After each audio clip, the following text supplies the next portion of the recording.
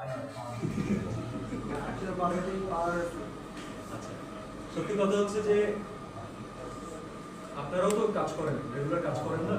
তো আমরা কাজ করার সময় আমাদের কলিগদের সাথে, আমাদের সহশিল্পীদের সাথে, ডিরেক্টর আর্টিস্টের সাথে যখন কারোর সাথে কোনো ম্যাজিক্যাল রিলেশন আপনার গড়ে ওঠে, সেটা কিন্তু এমন না যে সবসময় একজন আরেকজনকে অ্যাপ্রিসিয়েট করছেন, সাপোর্ট করছেন, ঝগড়াও করছেন, মারামারিও করছেন, কিন্তু কোনো একটা অদ্ভুত কারণে একজন আরেকজনকে বিশ্বাসও করেন।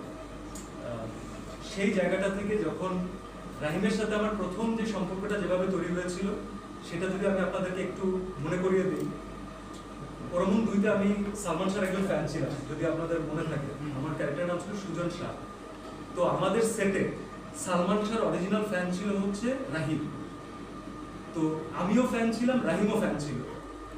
আমাদের এই সুজন শাহ ক্যারেক্টারের অনেকগুলো জিনিস রাহিম আর আমার কিন্তু ডিসকাস করে করি, কারণ বাকিদের সবার থেকে সালমান শাহর কাজ আমরা বেশি দেখেছি, আমরা বেশি ওন করি তাকে।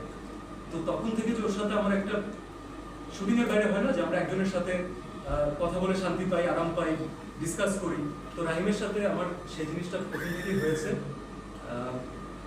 রাহিম তার সিনেমার জন্য যে ধরনের কমিটমেন্ট চায়, আপনারা দেখতেই পাচ্ছেন যে আমরা 3 মাস, 4 মাস, 5 মাসে কোনো সিনেমা শেষ করতে পারিনি।